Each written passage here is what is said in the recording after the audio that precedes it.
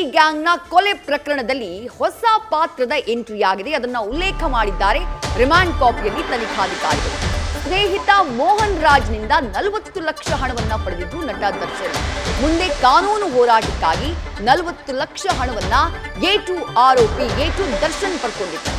ರೇಣುಕಾ ಕೊಲೆ ಬಳಿಕ ಈತನಿಂದ ಹಣವನ್ನ ಪಡೆಯುವಂತಹ ಕೆಲಸವನ್ನ ದರ್ಶನ್ ಮಾಡಿದ್ದಾರೆ. ದರ್ಶನ್ ನಿವಾಸದಲ್ಲಿ ಆ ಹಣವನ್ನ ಸೀಸ್ ಮಾಡಿದ್ದಾರೆ ಪೊಲೀಸರು. ಈ ಬಗ್ಗೆಯೂ ಕೂಡ ರಿಮಾಂಡ್ ಅರ್ಜಿಯಲ್ಲಿ ಉಲ್ಲೇಖ ಮಾಡಲಾಗಿದೆ. ಹಾಗಾದ್ರೆ 40 ಲಕ್ಷ ರೂಪಾಯಿಯ ರಹಸ್ಯ ಏನು? ಆರೋಪಿ ದರ್ಶನ್ ಸ್ನೇಹಿತನಾಗಿರುವಂತಹ ಮೋಹನ್ ರಾಜ್ ಆತನನ್ನ ಕಾಂಟ್ಯಾಕ್ಟ್ ಮಾಡ್ತಾರೆ.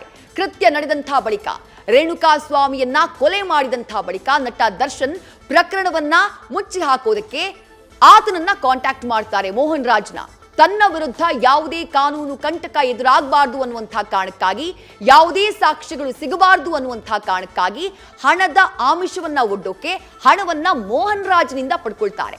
ಸಾಕ್ಷಿಯ ನಾಶಕ್ಕೆ 40 ಲಕ್ಷ ರೂಪಾಯಿ ಹಣವನ್ನ ನಟ ದರ್ಶನ್ ಮೋಹನ್ ರಾಜ್ನಿಂದ ಪಡ್ಕೊಳ್ತಾರೆ.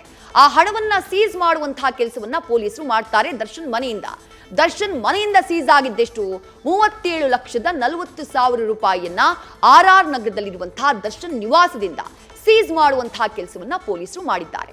ಈ ಬಗ್ಗೆ ರಿಮಾಂಡ್ ಅಪ್ಲಿಕೇಶನ್ ನಲ್ಲೇ ಪೊಲೀಸರು ಉಲ್ಲೇಖ ಮಾಡಿದ್ದಾರೆ.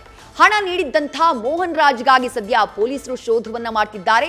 ಮೋಹನ್ ರಾಜ್ ಆ ಹಣದ ಮೂಲ ಏನು ಆತನಿಗೆ, ಅದ್ರ ಬಗ್ಗೆ ಕೂಡ ತನಿಖೆ ಮಾಡುವಂತಹ ಕೆಲಸ ಆಗ್ತಾ ಇದೆ. ನಾನು ಆಗ್ಲೇ ಹೇಳಿದೆ 37,40,000 ಅಂತ ಹೇಳಿ. ನ್ಯೂಸ್ ಫಸ್ಟ್ ನಿರ್ಭೀತಿಯಿಂದ ನಿಮ್ಮ ಪರವಾಗಿ.